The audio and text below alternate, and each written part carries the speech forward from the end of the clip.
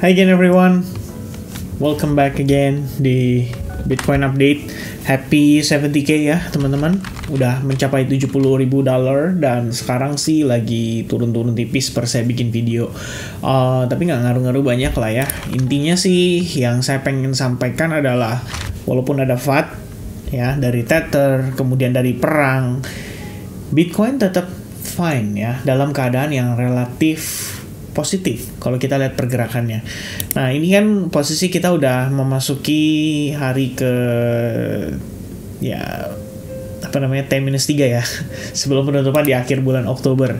Dan so far sih kita lihat gainnya di Oktober itu mencapai 10,34%. Kalau sebenarnya dari proyeksi yang saya inginkan ya, kalau Anda ingat di video yang saya bahas waktu game plan saya buat Oktober di sekitar 4 minggu lalu, saya pengen sebenarnya Bitcoin mencapai angka 12-15%. Itu sebenarnya menurut saya cukup wajar ya di angka segitu, mengingat September dia udah nyolong start plus 7,29%.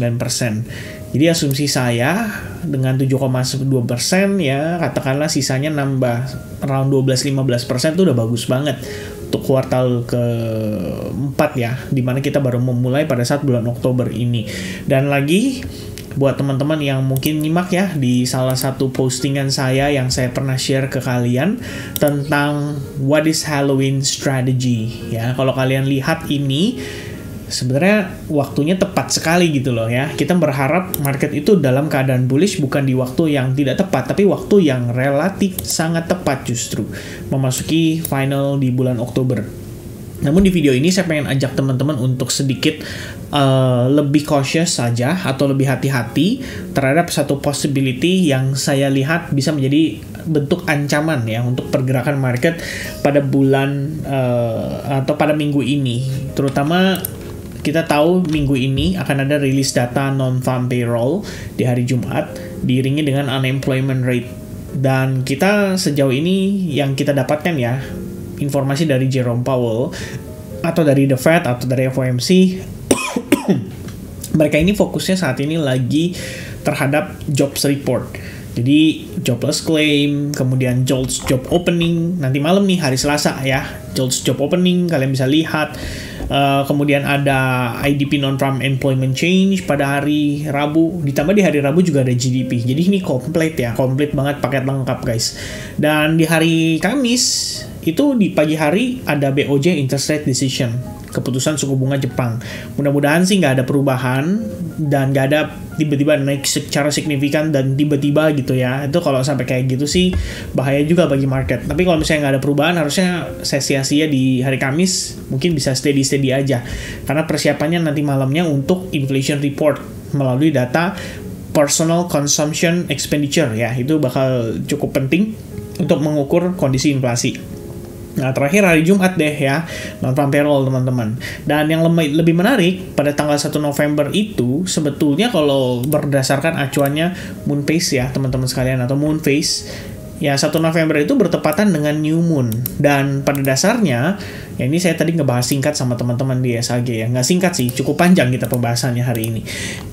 Berbicara soal Moonphase, kalau misalkan memasuki pada awal, ya kita bisa bilang Moonphase ya, terutama untuk New Moon, itu kerelativitasnya membawa Bitcoin mengalami koreksi. Ya, nggak setiap saat, tapi probabilitasnya lumayan sering lah. Ya, at least ada pun kondisi yang tidak sejalan gitu. Tapi kalau misalnya kita lihat di sini ada 1 turun, 2 turun, 3 turun, ya kan? Kemudian 4 turun, ya, 5 turun, kemudian 6 turun, 7, ya, di sini juga 8, di sini 9, dan seterusnya. So, pertanyaannya adalah, kalau kalian perhatikan ini saya di bawah saya kasih garis ya kan. Coba perhatikan, itu hari apa aja? Semuanya hari Jumat teman-teman. Dan semua bertepatan di minggu pertama dari bulan-bulan tersebut. Jadi bulan Juni, minggu pertama, bulan Juli, minggu pertama, dan hari Jumat. Pergerakan New Moon berbarengan dengan non-farm payroll, atau setidaknya dekat dengan non-farm payroll. Dan so far ngasih reaction yang kecenderungan negatif dalam keadaan yang cukup impulsif.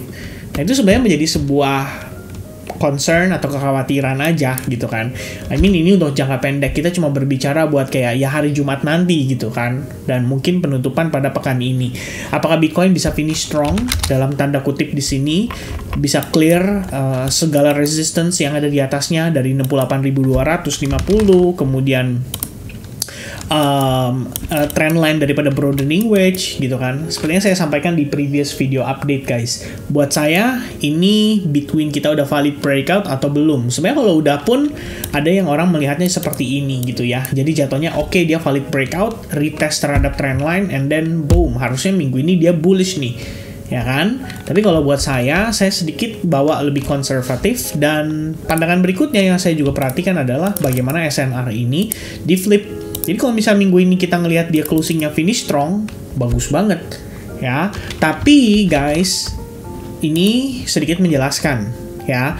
Kalau misalnya konteksnya teman-teman trading gitu kan, saya waktu awal bulan ada bikin video itu, saya jelaskan kepada teman-teman bahwa game plan untuk Oktober itu sebenarnya gampang banget. Tanggal 1 beli, tanggal 31 penutupan candle nih, berarti itu tanggal 1 November di jam 7 pagi. Ya udah, aturan mainnya kayak gitu kan. Yang saya pernah cerita sama teman-teman di live streaming, saya pakai perumpamaan gitu kan. Seandainya misalnya Pak Rian Prayudi atau misalnya Kak Caya Pranata ya, saya tawarin, Pak ada investasi menarik nih atau peluang trading yang menarik. Bapak tahu Bitcoin kan? Nah, saya jelasin tuh ya kan, Bitcoin kayak gini.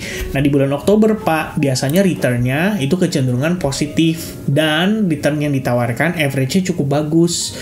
Bapak kalau misalnya tertarik, gimana kalau kita tradingkan nih, Pak, pada tanggal 1 Oktober 2024 jam 7 pagi, open candle monthly, kita buy, Pak, Bitcoin. And then, setelah 1 bulan, tanggal 31 Oktober, tepatnya tanggal 1 November jam 7 pagi, begitu close candle, kita close posisinya. Berapapun yang didapat, coba untuk bersyukur aja gitu kan. Karena memang gameplaynya cuma buat Oktober, ibaratnya kan kayak gitu. Nah, cuma kan biasanya ada orang yang greedy gitu kan, kayak, tapi November, Desember juga rata-rata positif sih, oke lah gue pertahanin gitu. Nah, itu coba untuk melawan rules yang dibuat sendiri di awal. Ya itu biasanya end up-nya mungkin resultnya nggak gitu bagus. Tapi ya demikian planningnya, dan juga kalau kita lihat dari segi timeline, ini udah pas banget. Oke, udah pas banget. Nah cuma kalau misalkan Anda berpikir kayak, 1 November ada non-farm payroll. Kemudian dari yang kita sajikan tadi, berdasarkan moon phases, tanggal 1 November kebetulan juga new moon bertepatan dengan kondisi tersebut, dan di jam yang luar biasanya teman-teman, itu 19.47, itu tipis banget nyerempet sama non-farm payroll ya, 19.30. Jadi 19.30 keluar data, 19.47 full moon ya, bulan purnama tuh, bulannya bulat teman-teman sekalian, new moon. Kalau kita di kalender lunar itu namanya Ceit. Kalau misalnya di kalender Uposata ya, kalender Uposata mana tuh tadi ya, saya lihat ya, Uposata kalender 2024. Teman-teman klik ya, ini buat yang kita yang agamanya Buddhis, itu bertepatan ya di tanggal 1 November, tepatnya di hari Jumat, dan itu dibilang sebagai Uposata gelap guys ya. Apa tuh artinya ya kan? Apakah nanti di saat itu malah marketnya koreksi dulu gitu kan? Nah itu jadi sebuah concern yang bisa dibilang ya sebenarnya ini kita ilmu comot sana sini gitu ya kan. Kalau teman-teman tanya by the way soal moon phases, saya pernah bahas udah lama banget ya, waktu zamannya video Bitcoin mungkin di era 2020 2021 sih harusnya pada kala itu teman-teman sekalian. Dan so far kalau misalkan kita jadikan moon phases ini sebagai bagian dari analisis, ya kita bisa, ada orang bilang bahasanya tuh cocokmologi teman-teman ya. Tapi pada dasarnya ketika memang bulan dalam keadaan penuh, itu kecenderungan mendorong seseorang untuk mengambil keputusan yang impulsif. Apakah impulsifnya itu untuk ngedorong harganya malah dibanting, atau malah sebaliknya Ya itu yang kita nggak bisa tahu pasti gitu. Dan kalau bisa kita tahu pasti teman-teman, ya prediksi tepat terus, wah cakep ya, everybody gonna be very very happy. Jadi asumsinya gimana? Asumsinya sih saya pengennya finish strong dulu. Kalau bisa closing nih deket-deket 72.000 deh, atau 70 kalau bisa ATH baru malah lebih keren lagi gitu kan. Kan ATH baru habis itu dibanting dulu, wajar kan. Biasanya kayak gitu juga gitu kan kalau kita ngeliat market. Apalagi setelah berbulan-bulan dia konsolidasi sideways, akhirnya ada pergerakan dan orang yang panik jual pasti ada gitu. Nah, jadi bayangan saya kita finish strong dulu. Oke, finish strong dulu. Perkara 1 November nanti kita bahas lagi ya di video terpisah atau mungkin pada saat live streaming. Makanya teman-teman support likes buttonnya ya. Kalau likes buttonnya video ini kalau video terakhir sih saya ngecek 300-an something ya. Ini kalau misalnya bisa sampai 500 aja teman-teman. Kita live streaming deh ya. Segera teman-teman, disegerakan entah di hari Selasa atau di Rabu malam ya. Hari Selasa ini sih nanti siang saya ada keperluan ya, harus keluar. Tapi mungkin antara nanti malamnya atau hari Rabu malamnya ya kita bakal live streaming dan kita bakal ada pembedahan lebih lanjut terkait dengan kondisi saat ini. Jadi ada yang nanya ke saya ya lewat di video sebelumnya, kok Bitcoinnya naik nih tapi altcoinnya kenapa ya kok nggak ngikut ya? Kalian lupa ya? Atau jangan-jangan dia lupa, atau mungkin dia nggak ngikutin analisa yang kita udah update berhari-hari dalam waktu-waktu sebelum-sebelumnya. Bahkan teman-teman ya di Twitter juga saya ada posting gitu kan. Di sini jelas banget saya bilang ya, Vin kok Bitcoin naik gak ngajak-ngajak, tapi pas turun ngajak gitu. Kripto itu pada dasarnya termasuk pasar keuangan, blablabla. Saya sudah menjelaskan dengan detail. Pada intinya saat ini likuiditas, duit atau bensinnya buat dorong market rally atau bullish, terutama Bitcoin. Yaitu ngalirnya semua ke Bitcoin, dan kita bisa lihat dari Bitcoin dominance. So far Bitcoin dominance masih relatif bullish ya secara struktur. Mungkin kalau candlestick kelihatan nih, wah reject gitu kan. Dari rejection itu udah pasti others dominance-nya bullish ya, udah pasti Ethereum dominance-nya ada probabilitas dia ikut bullish ya kan. Udah pasti kita ngelihat lagi apa lagi ya teman-teman ya yang bisa bullish lagi teman-teman ya. Tapi itu salah satunya. Nah, good news-nya USDT dominance-nya harus dalam keadaan bearish. Kalau ini bearish itu artinya USDT yang diparkirkan udah mulai di-deploy ya, entah orang-orang karena FOMO atau gimana saya nggak tahu, tapi yang pasti dari Bitcoin dominance ini menunjukkan kalau posisi kita saat ini itu money flow-nya bener-bener tok di Bitcoin aja, belum sampai ke altcoins, dan ini udah tipis banget dekat dengan 60%. Kalau misalnya ada pertanyaan sejauh mana sih ya Bitcoin dominance masih bisa naik, yang artinya menghambat performanya daripada si altcoins, saya pribadi mencoba mengantisipasi lagi teman-teman di kisaran 62,15%. Itu adalah area resistance yang terbentuk pada tahun 2021, tepatnya Maret pada saat itu, sebelum kita memasuki alt season yang gokil banget gitu ya. Jadi di level tersebut bisa dibilang adalah level yang cukup kritis dan krusial. Dan saya mengakui teman-teman sekalian ya, antisipasi yang saya lakukan atau bisa dibilang ekspektasi lah atau harapannya gitu ya tidak terrealisasi, sehingga kalau misalkan ya kita berbicara worst case scenario, itu kan artinya plan B. Anda harusnya punya gambaran kira-kira setelah seandainya ini nggak berhasil, nggak sesuai dengan ekspektasi, apa yang kita bisa harapkan, apa yang kita bisa antisipasi. Dan itu artinya kenaikan Bitcoin dominance bisa sampai up to 62,15%, bahkan 64%. By the time reaching area itu, saya harap itu bakal jadi titik puncaknya teman-teman sekalian. Dan itu artinya kalau misalnya teman-teman mungkin ada planning untuk reakumulasi di altcoins, ya prepare cash aja untuk persiapan ke arah sana gitu ya.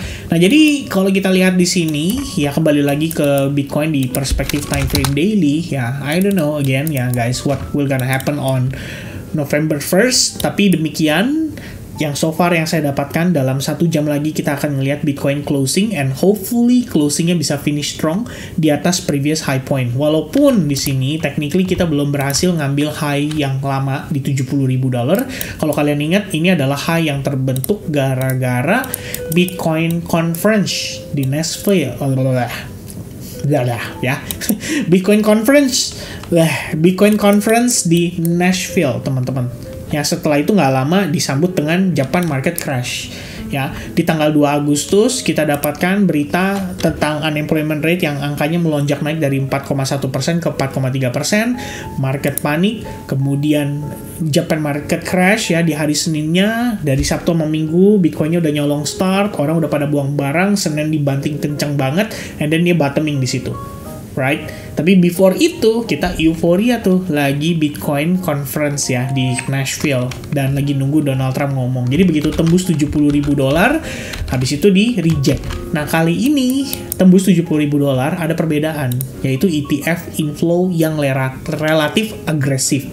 Harapan kita demand-nya bisa steady dan market ready untuk breakout dari all time high sebelumnya. Amin teman-teman sekalian ya. Waktunya udah tepat. Fundamental udah tepat, datanya udah oke. Jadi kurang apa lagi ya? Mungkin kurang euforia, kurang hype. Tapi bukannya kayak gitu lebih baik ya? Kalau misalkan lebih cepet, kita takutnya malah lebih cepet topnya gitu loh. Ya, malah jadi lebih cepet topnya. Kalau misalkan orang masih dalam keadaan pesimis, masih dalam keadaan galau, masih dalam keadaan gak yakin, ya bagus gitu kan. Itu artinya market punya persiapan untuk lebih jauh lagi rally-nya. Itu ekspektasi dan harapannya. Oke? Sekali lagi ini bukan prediksi, hanya harapan dan ekspektasi. Mudah-mudahan closing pada 1 November nanti relatif positif di atas, dan setelahnya kalaupun ada koreksinya nggak lebay, nggak bikin market balik lagi jadi bearish. Amin teman-teman. Oke? So that's gonna be the update. Sedikit mungkin ya ngebahas di time frame kecilnya. Tadi saya ada sempat posting ini di grup Telegram, tapi mungkin pada bingung ya karena saya nggak kasih banyak tulisan gitu. Tadi waktu nge-share itu lagi sambil ngurus baby guys ya. Nah, jadi kalau kita ngelihat prosesnya, intinya di time frame kecil kayak 30 menit ini lagi bullish banget dan kita belum masuk dalam fase pullback-nya.